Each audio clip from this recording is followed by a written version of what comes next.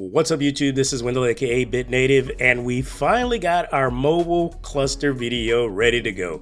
So with this video, we're going to talk about the hardware specifications, what I've done to configure this actual mobile cluster. Then we'll talk about a couple of enterprise grade cloud / microservices architectures. First being the Rancher RKE variant of K3. We'll have Helm, we'll also have Longhorn for persistent storage. Then the next thing we'll do is actually get into a full-blown deployment of OpenStack, the Edge variant called MicroStack. So stay tuned, hit the subscribe button if you enjoy this kind of content, and let's get into it.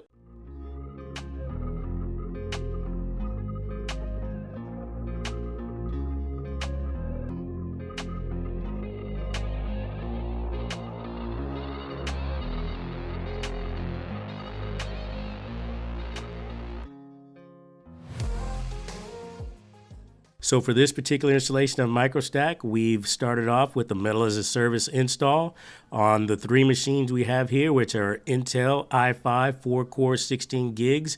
They are going to be running a multi-node configuration of MicroStack, which is the usury variant of OpenStack from Ubuntu.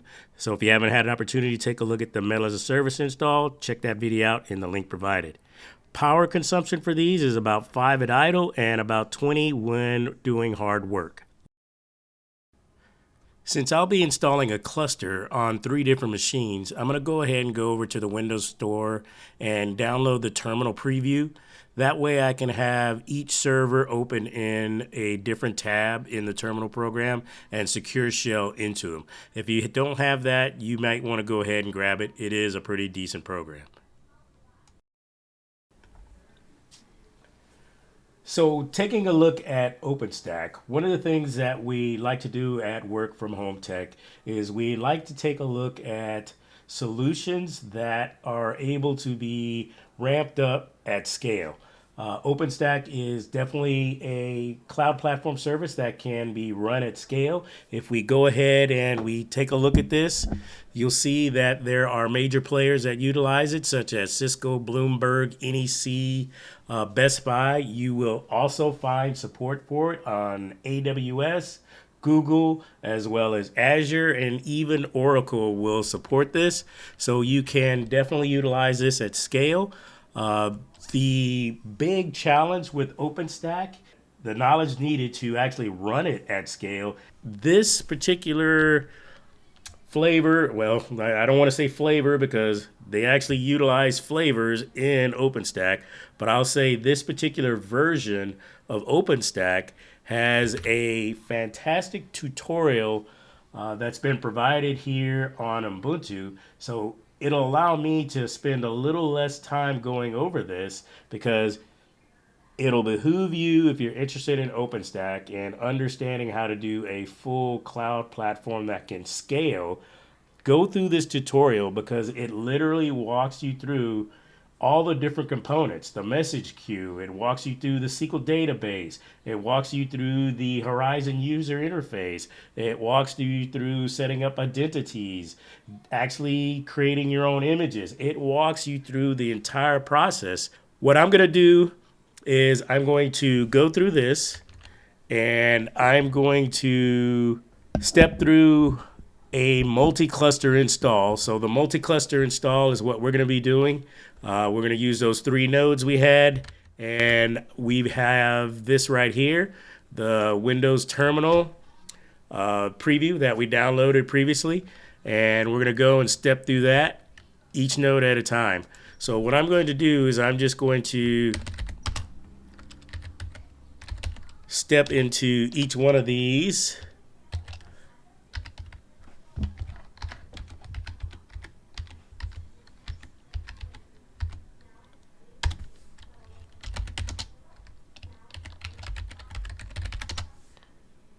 So here we are on MicroStack 1.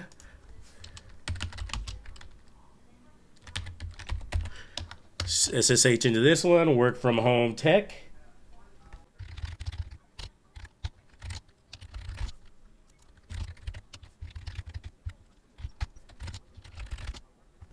So now that we've logged into all of our machines, we've got MicroStack 1, we've got MicroStack 2, we've got MicroStack 3. We will go ahead and pick up with this procedure we have here. I'm going to see if I can just close this a little bit here. So first thing it wants us to do is it wants us to go ahead and install the snap package. So what I'll do is I'll do a sudo, and I'm just going to go ahead and change to that user.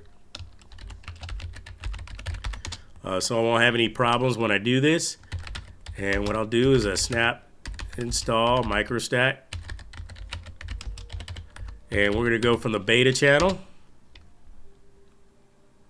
And that looks like that's going. So we'll do it over here as well.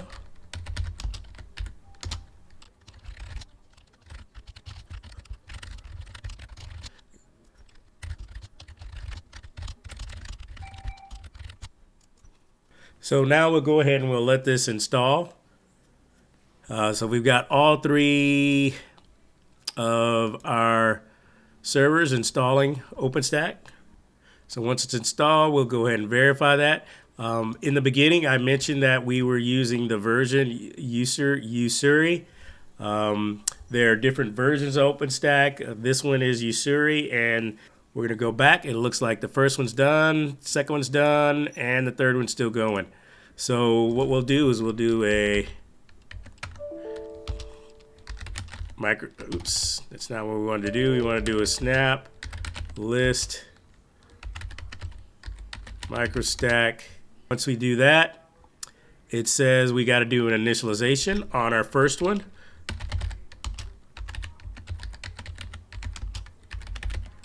Init auto control, and we'll get that guy going. Now we're gonna have to do initialization on all of them, but what we want to do is we want to get our controller node set up first, and the controller node is going to be used to create an actual key for the next nodes that we're going to add to the cluster. So once that's complete, we'll do this MicroStack add compute, and then we'll get our key so we can do that for the additional nodes that we're going to add.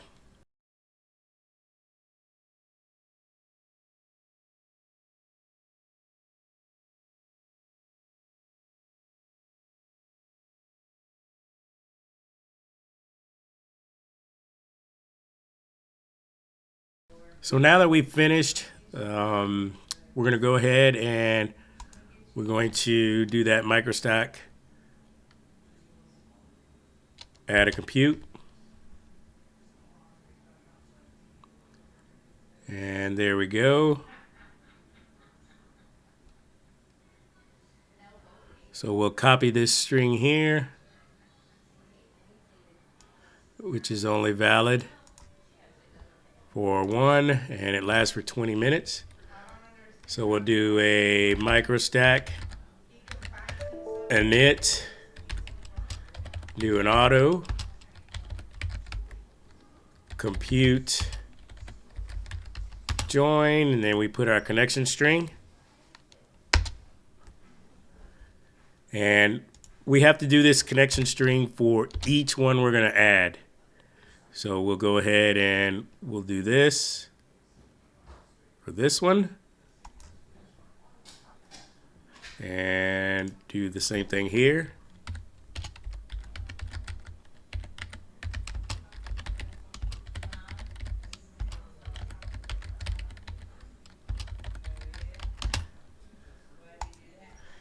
And we'll start that. And we'll let that go. And then we'll come back after this is done. We see that number 3 is done, number 2 is sitting there, and what we'll do is we'll do a MicroStack OpenStack and see what happens. Just make sure that it is there. So we are in OpenStack right now, based on seeing our command prompt level kick in right there. What I can do is I can either run this microstack.openstack image list, or I can do just like I did here and enter the OpenStack prompt mode, and from there I can do an image list. And I should see this right here. It should give me a GUID or a unique ID for my initial Ceros image that's installed by default. Remember I was saying there's flavors, or I mentioned the flavors that are used here. So I can do a flavor list. There are the different flavors for the different sizes of virtual machines. I can also do a server list. And currently there are no servers or no instances installed. And the next step right here is to go ahead and create an instance. So what I'm going to do is do this next step, and we'll actually take a look at the hypervisors, which should be the nodes I have installed. So now you can see here's my different hypervisors. They're all up. MicroStack 1, MicroStack 2, MicroStack 3. So right now we're ready to go ahead and create our first instance or our first server. If you take a look, the hypervisor list here in the documentation, they have PMA, TULIS, SS, MStack 1 and 2. We have MicroStack 0, 1, 2, and 3 as our hypervisors. One of the other things it lists here is you have the ability to pre-install or pre-share your SSH keys using this MicroStack OpenStack key pair create. But one of the things you would have to do prior to doing that is enable the SSH access inside of the actual GUI that we'll see here in a second. They have the command. They're mixing the commands a little bit. They provide this MicroStack launch, Ceros, that operating system image. They're naming it test.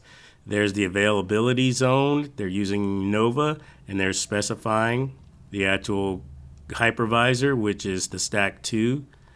We don't have that, so we can't use that command. So what we'll do is we'll substitute that out with, we'll say MicroStack 2 is what we'll put it on.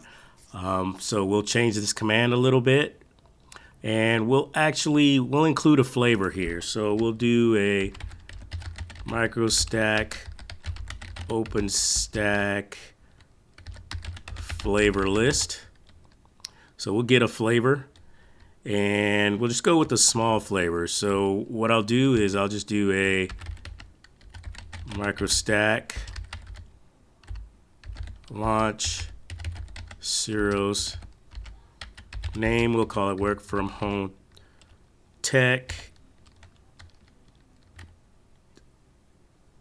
Call it test, and then we'll say availability zone Nova to do our placement, and we'll go ahead and we'll say MicroStack 2. That's what we said, and we will do a flavor of M1 Tiny. Let's try that, see how this goes.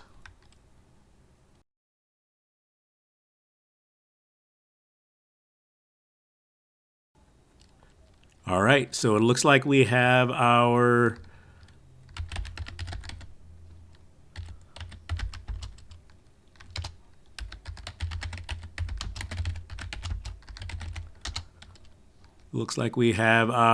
instance running. We're just going to do a verification. There we are.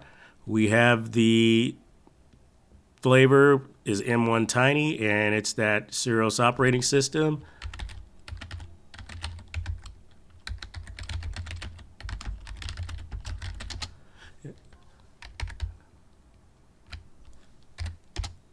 Let's go ahead and take a look at the image just to kind of balance things out in the tutorial. There's that one image. That's it for our image. It's up and running. Let's go ahead and take a look here at the dashboard. All right, so what I'll do is I'll go ahead and access this cloud dashboard. So it's going to give me this to access the cloud dashboard. But first, I need to go ahead and get my password. Still 10.20.11. So let's go ahead and get our password. So that is our password for this instance. And what we'll do is I will go here.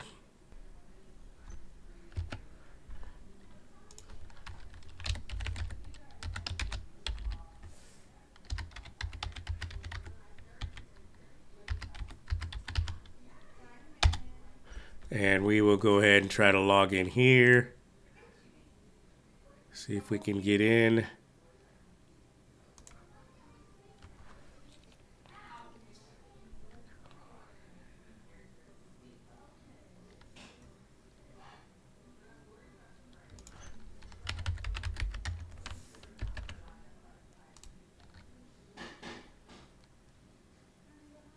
And now we can see that we have our OpenStack. We see we have our compute. You can see we've got 1 through 10, 1 of 20 U's of the virtual CPUs. Here's our volumes. We can execute snapshots, and we can look at the instances that we have. Let's go ahead and take a look at that work from home test right there that we created. There's that. It's active. One thing we can do is we should be able to go in here, and we should be able to go to the console and hopefully get into that console. So it says if the console is not responding to the keyword, click input, click the gray status bar below. Click here to show the console only, to exit full screen. So let's try that and see. Spice comes up. So you can see Spice is up. So go to the service user and then go Cubs is the password. We're getting some messages that interrupted my password. So we'll do it again. We'll do go Cubs go. And we are in. This is a very simple operating system, but that is it. That's all you get. We'll just do an IPA, and you can see there's the IP address that we have to get into that guy. All right, so what I'll do is we'll go ahead and we'll exit out of there, and we'll go back, or actually close that. And we'll go back and take a look. So we have images here. Here's our key pairs. There's our server groups. We can look at volumes. For the volumes that we make, there's groups. We have our networks where we can create networks. Take a look at our topology right now. We can see that we've got a main network, or sorry, external network, and then we've got our test network. And then here's our VM that we created, the work from home test. They have the virtual router that's created to test, connected to the outside world. So there's those networks again, and then we can see the router that we just looked at. Security groups, you can create different security groups. And for the most part, you can create entire domains where you have a whole separate domain at the login. Here's an admin. We can take a look at the hypervisors, the different nodes. There's microstack 1, 2, and 3. They're all listed. There's the RAM being used. That's in use. You can see this one's using 1 gig because we actually, looks like we have that one instance that's loaded up on microstack 3. Here's those flavors that I was talking about that we listed out. And I think we've already taken a look at the instances. Yep. And let's take a look at the volumes. I think we went through this already. Role-based access control policies, floating IPs. So this lets you define everything for a cloud. Now, I could spend all month going through all the different options, configurations, and setups for this, but I won't, because like I said, if you go over to the link I provided below, this right here, and it walks you through very nicely the install process. It walks you through the different components that are involved. You just go down here and you follow through. It tells you how long everything takes, and you just walk through one step at a time, and it gives you commands to execute, to take a look at everything. It lets you log into the SQL server and take a look at the database. The Rabbit MQ takes a look at that. So you can actually log into that and go in there. It goes over the web interface, Horizon. It even goes over how to go into OpenStack. And one of the things you can do is you can go and download your OpenStack RC file, so you can install the OpenStack client on any other machine and have access to your cluster from some different machine in a different location, pretty much.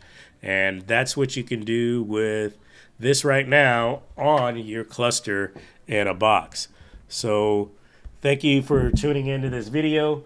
If you like the content, go ahead and subscribe. Give us a thumbs up on this video if you think it's good, or if you've got comments, leave some comments. But that's it right now for this particular instance.